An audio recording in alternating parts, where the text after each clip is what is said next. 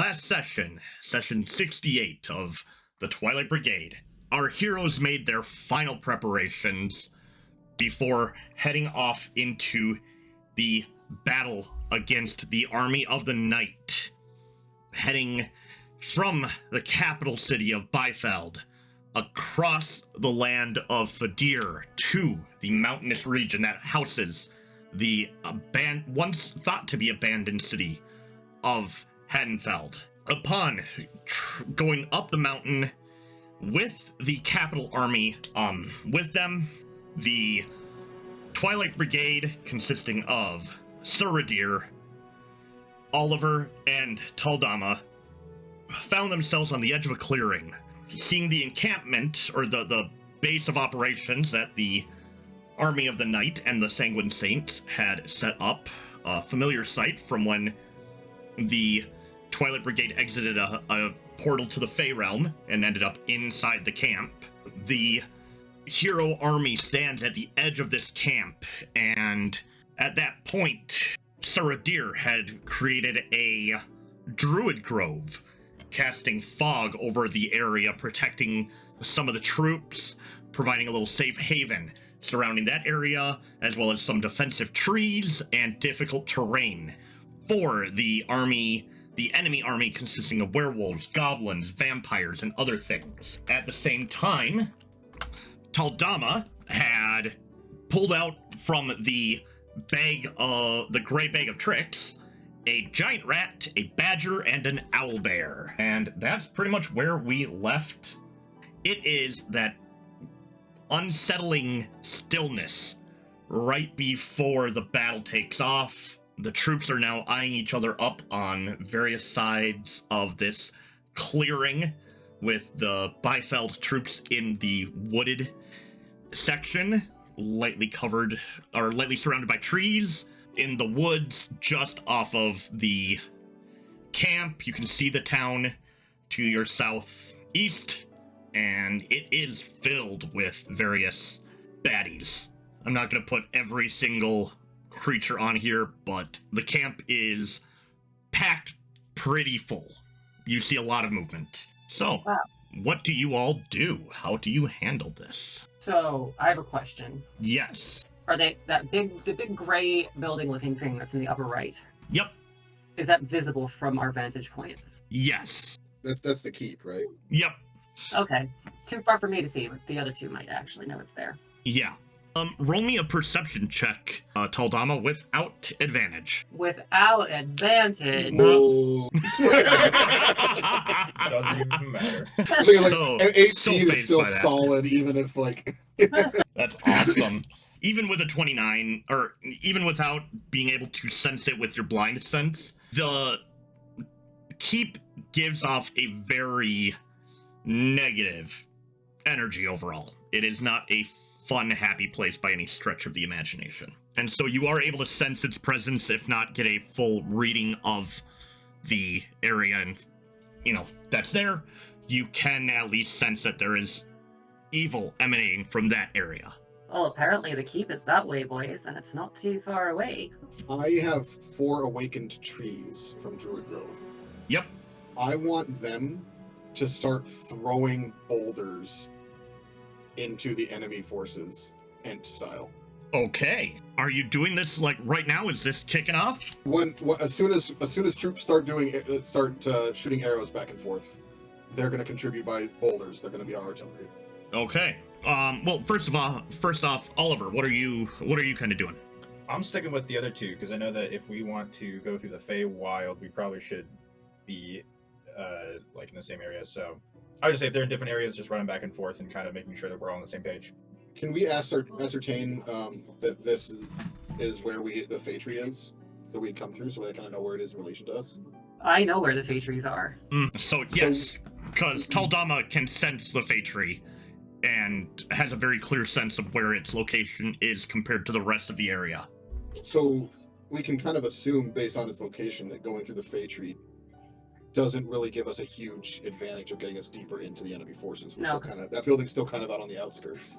Yeah, we're already here. It doesn't I thought that we would be engaging much farther away, and this would get us basically to the back of the battle. Mhm. Yeah, So I but don't know if that- it would just pull us directly into the middle of the battle we're already potentially be in the middle of. So it's not necessarily going to be as useful. I mean, again, from what you remember and what you've learned of the cultists and the werewolves, their arrogance far outweighs their competence. And so they were not expecting the army to just march towards their camp. So we've kind of taken them by surprise. A little bit. I mean, you got as close as you possibly could before you were noticed. Like, by the time the vampires spotted you in the trees and were pulling back and keeping a track on you, it was too late to stop you in the woods. They managed to, raise a to raise enough of an alarm that they're not caught unaware, but they did not stop you from reaching the camp. This also means that they're not going to, apart from maybe the keep itself, there's not serious fortifications here like we did at, was it Filthy? Yeah. We built trenches and, did things like that. Like, they clearly haven't done that, at least in a significant manner. So That's true. that helps us a lot. Okay. There's still a lot Alright. of cover with trees and buildings and things, but there's not really anything apart from just bodies that they have to stop a forward troop advance, All right.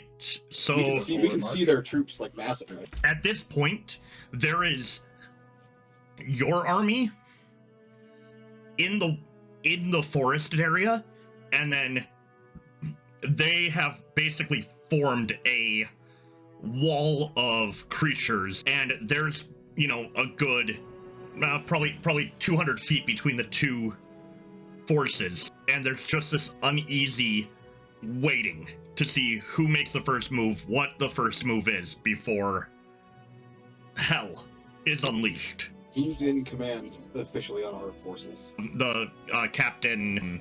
Is it Shari Hardhelm or is it Con O'Dwyer? I mean, officially it's Con O'Dwyer. Officially it's Shari. Cool. I say we attack. All right. Hold to the trees. Let the archers just start raining hell.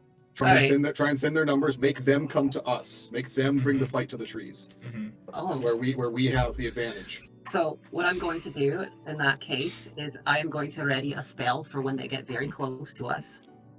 Okay. And that spell is called Wrath of Nature. You call out to the spirits of nature to rouse them against your enemies. You choose a point you can see within range, and the spirits cause trees, rocks, and grasses in a 60-foot cube centered on that point to become animated until the spell ends. Grasses and undergrowth, and any area in the cube that is covered is difficult terrain for your enemies. The trees, at the start of each of your turns, each of your enemies within 10 feet of any tree in the cube must succeed on a dexterity saving throw or take 4d6 slashing damage from the whipping branches. Roots and vines, at the ends of each of your turn, one creature of your choice that is on the ground in the cube must succeed on a strength saving throw or become restrained until the spell ends.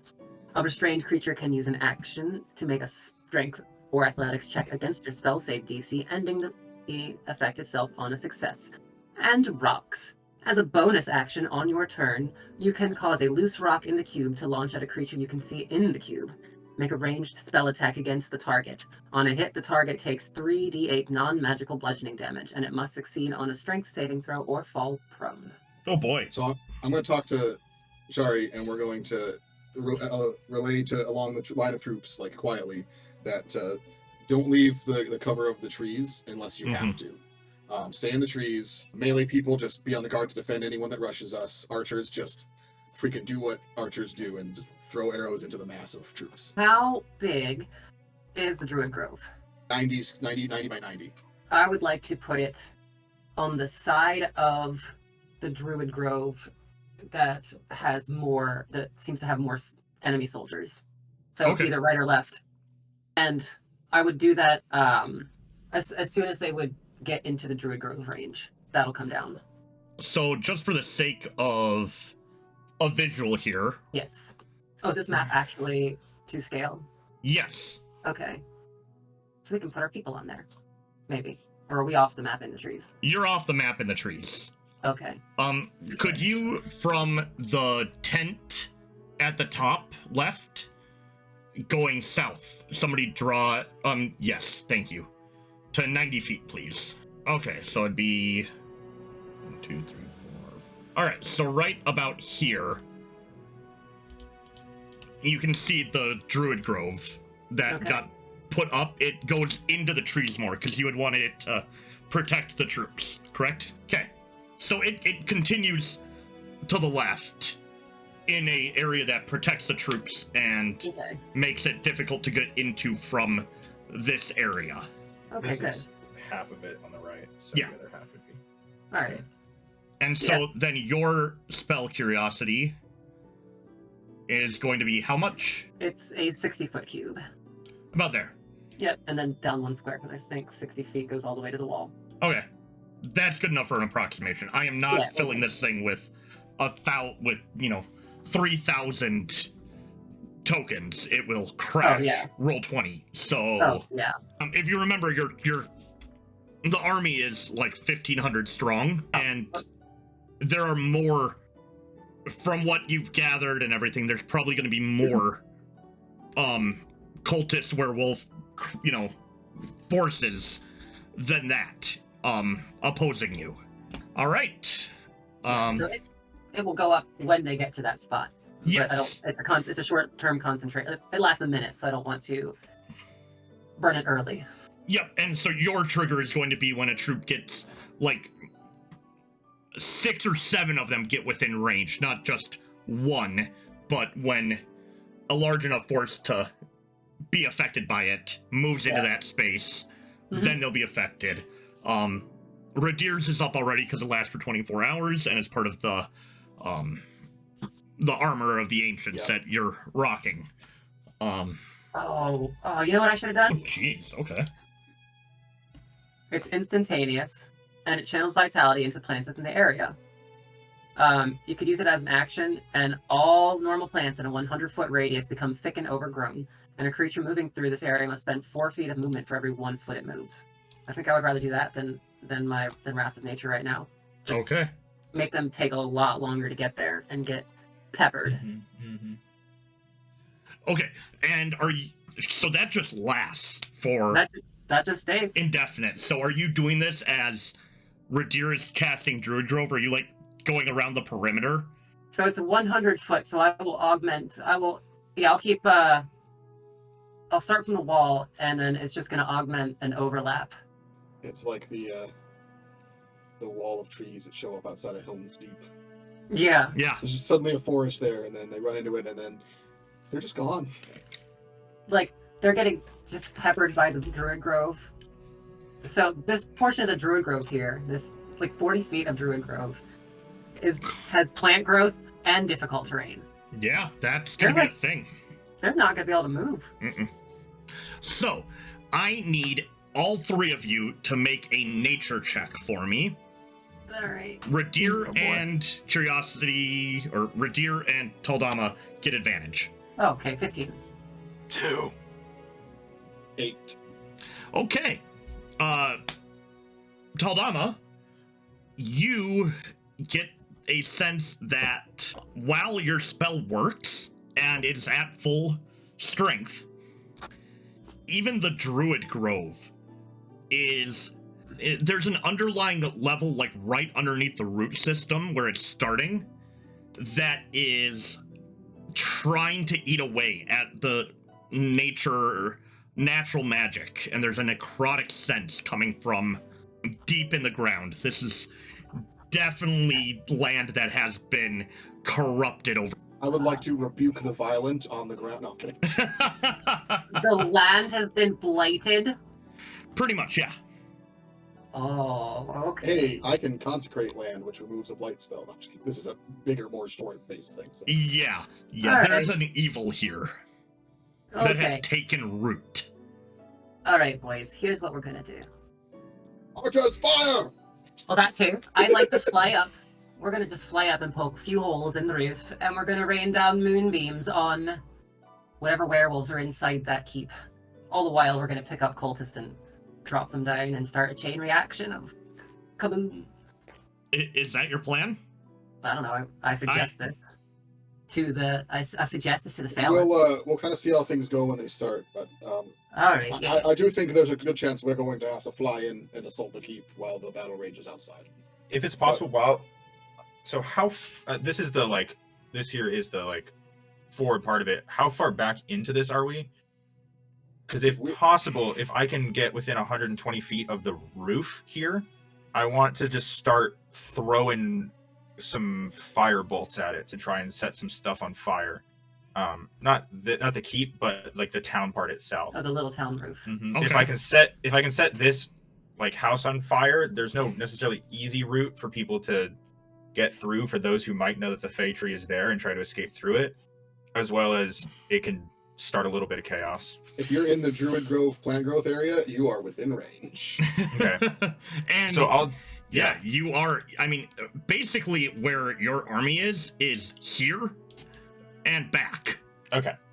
So yeah, I will start gathering trying up to catch fire here and here and here. There's just this like line that's forming, and they're kind of surrounding this area. I don't think you can't really see my mouse. Most of their forces are concentrated towards the keep, though, as opposed to down in the town. No, there's a ton in the town as well, but like I said, they had enough notice of you coming that they've started to move forward. So if you were to press into the town, all of this has creatures in it. They are definitely not. I don't want to give the impression that they're like overly protective of the keep area. Okay. This is just like, this area up here is a really good vantage point to where you entered. And like, this is the main pathway into the town and the keep. So they're going to be posted up as defensively as possible. Yeah, so if I can start trying to catch fire to things like buildings in the town, trees around their forces, things like that can potentially cause more environmental hazards for them. Mm-hmm. I will be trying to do that. Okay. And all right, so we have Tal'Dama doing the spike growth, and then Plant growth. The plant growth. But that's prior, and then yeah, I guess I just need to hear all of your your basic strategies prior to the fight of what you want to do, because the big thing is I'm not going to have you go against every single like enemy one-on-one or right. 3-on-1 or 3-on-20. We're going to kind of narrate this out. Okay. And then decide how much damage, how easy it is for you to get to where you want to be before ultimately going more zoomed in. So this part of it is going to be very zoomed out for now. Right. I want to instruct the archers, like you said before, to just stay in the trees, loose the arrows out into the mass. If they start charging us, as they start approaching us, archers focus on cultists. Let the melee people with silver weapons defend against the werewolves once they get in close. Okay. But if we can hit the cultists, and we can cause them to start blowing up within their ranks as they're charging us, it's going to be very helpful. Yeah. And we will make sure the archers understand that they will blow up when they get killed. Let's use that to our advantage. They'll be moving very slowly through the plant growth. And so, Ridire, when the fight starts, what is your main goal? To be in with the line of melee people defending the archers and stuff in the tree line, just support the troops and stuff, and then once we kind of see how things are going, then we'll maybe try and make a precision strike. Okay. We're just going to be there bolstering the troops and fighting alongside them on that front line. Okay. And then Tal'Dama. I'm going to be essentially with the troops as well, making life generally difficult for the enemy in the way that Tal'Dama does it. Not necessarily applying all the damage, but definitely controlling their avenues of where they can and can't go. Okay. Nobody really knows when it starts, when it kicks off. But at some point, somebody fires the first arrow into the opposing force.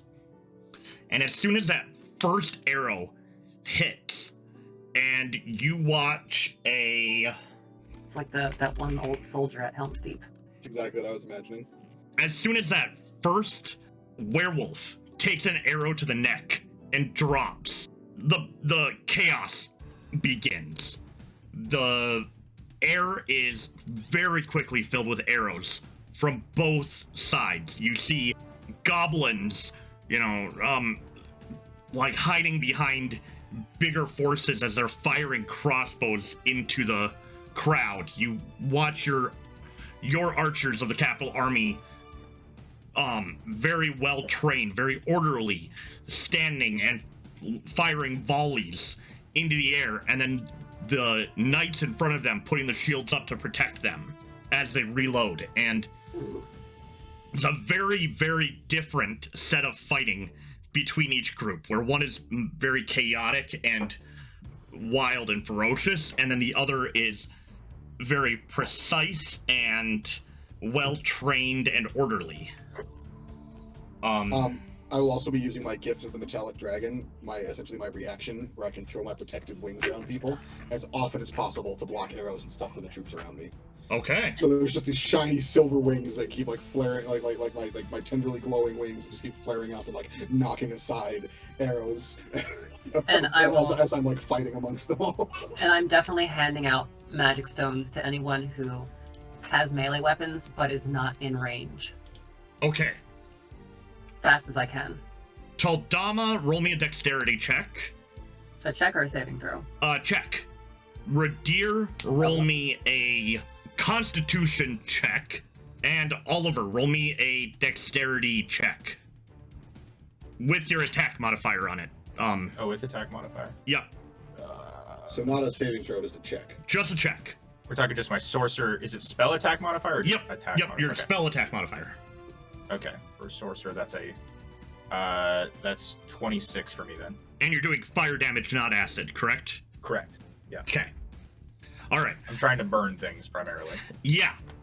So the first round of this, the first couple of seconds that go, you all go into your set plans that you had.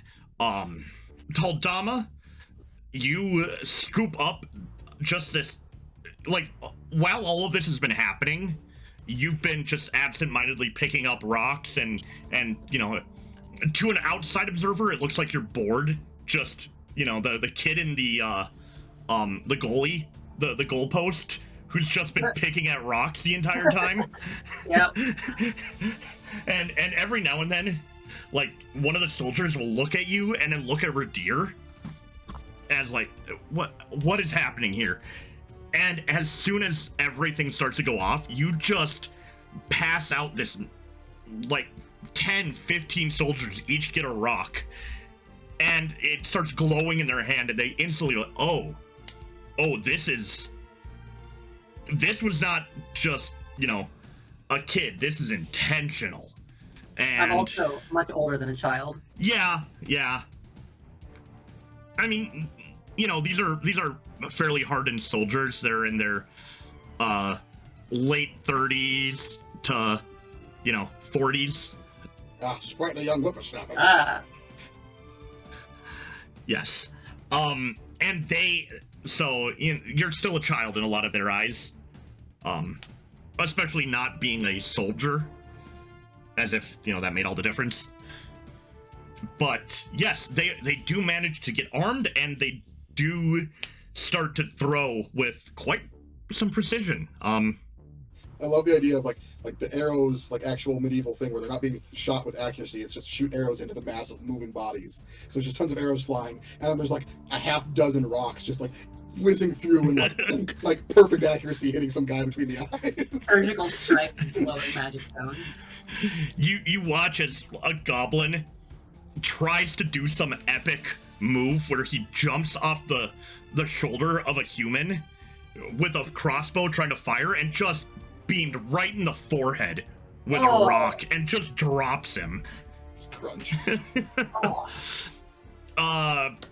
Oliver, you are able to set this side of the house, that house where the Fey Tree is, very clearly starts to burn. And the first sense of smoke starts to fill the air. That's not from one of the campfires that naturally are, well, not naturally, but are more commonly propped up around this area. And yeah, that house, that was a big hit, and that house is burning. And at least one spot. Ridire, there is a lot going on. And you're able to save a couple of people, but, not as many as you would have hoped at first. You're still getting used to the wings and using this ability, so maybe not quite as effective as it could be, but not a failure. You still saved a few people. It's still better than not having done anything. Very much so. I need everybody to roll me a D100. Everybody? Everybody. Just above half. Wow! Oh, How is no. that possible? Okay. Despite your best efforts, your troops are definitely getting hit with a lot of arrows, and there is a lot of casualties in this initial volley, and your side starts to lose a little bit of their footing. The Druid Grove is helping. Obviously, it's not like you're getting knocked back or anything. Nobody's in danger of retreating, but in the first set of things, the momentum is definitely in favor of the defenders. I will, seeing this, I will cast Aura of Vitality, and I will be using every single bonus action to be healing troops that are taking hits. Around. Okay. Tal'Dama, what are you doing now that this has happened? What I will do is I'm gonna wall of stone starting at, I have to have it connected to a stone wall, so I'm gonna start with the one that's by the Fate Tree. Okay. And I'm going to just have it pop up so we can actually have cover. Okay. And I want to mold earth, essentially crude ramps that our archers can get up and fire over. Excellent. All right. So yeah, and then Oliver, what are you doing? I'm specifically now looking for chain reactions that I can start in their lines, so we can start trying to take out big chunks of them from within themselves. Hopefully get us some better footing that way. Okay. Excellent. So, Ridire, I'm going to have you roll a medicine check with advantage. 7. Okay, that's okay. I will take that into effect that it is a magical ability of your aura. Roll me a charisma check. There you go. Just flat charisma? Yeah. 10. Okay. Or 16. And then you have the advantage because of your ability. Tal'Dama, let's do nature check with advantage. I'm so good at nature. I know you are. I'm like a druid that doesn't. Druids should just have proficiency in nature. How about a 9? I hope in Alright. D&D 1 they do that and give like straight up class-based proficiencies like that. I think that would make sense. You'd think rangers and druids would have nature proficiency. Like clerics and paladins should just get. Yeah, exactly. Wizards Wisdom. and sorcerers, arcana, And bards. Yep. rogues, sleight of hand. I mean, they're going to take it anyway, but they should just have it. Yeah. Anyway, yeah. Okay, Anyways. and then also roll me a dexterity check. Okay. Or is it with or without? With. Okay, so 13. And then Oliver, roll me a perception check. 14. And then roll me a... What's your spellcasting ability? Charisma. Charisma? Okay, so a charisma check with advantage. 14 as well. Okay. So, At least Oliver's doing well. Ridire, Hold the mind. Ridire, you're able to run around and heal people up. You're keeping the archers moving. There's that front line is holding okay. The people behind them are able to move forward and start to swap out, especially with the bonuses of the Druid Grove. There's a lot of movement now as troops kind of cycle in that are hurt. And you're about a row back. As they move backwards, you're getting them healed up, run around trying to boost as many people as you can. And so there's this cycle that's going through to improve the nature of the troops. Not as powerful as you would hope, but you're still doing some work. I think at the very least, hopefully, seeing me working and helping and doing stuff that, is keeping morale somewhere good for the time being at least. Yeah. I mean, yeah, with a 16 charisma, you're definitely keeping the morale up. Like I said, nobody is in danger of just retreating or anything like that. Tal'Dama, you're able to build this wall up and provide this defensive nature. The ramps that you create are a little bit scattered. You're having to focus on a lot of different directions, so it's not as pinpoint. Like, they can run up here, fire, and then run back down. But they're effective. The troops are definitely starting to use them. It is having an effect.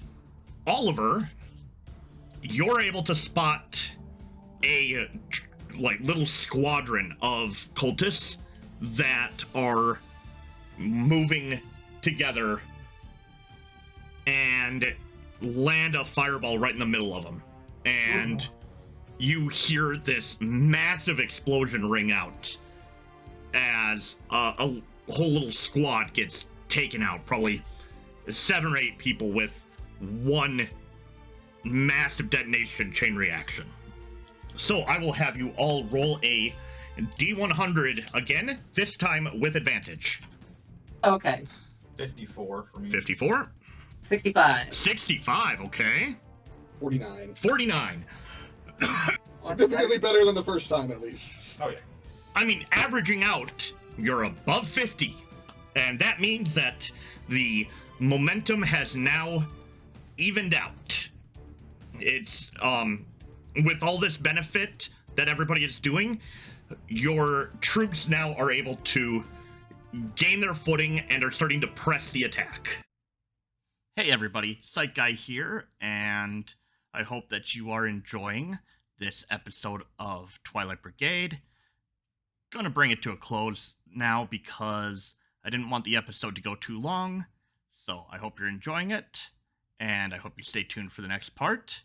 But most importantly, I hope that you roll those nat 20s, avoid those critical fails, and have a good day.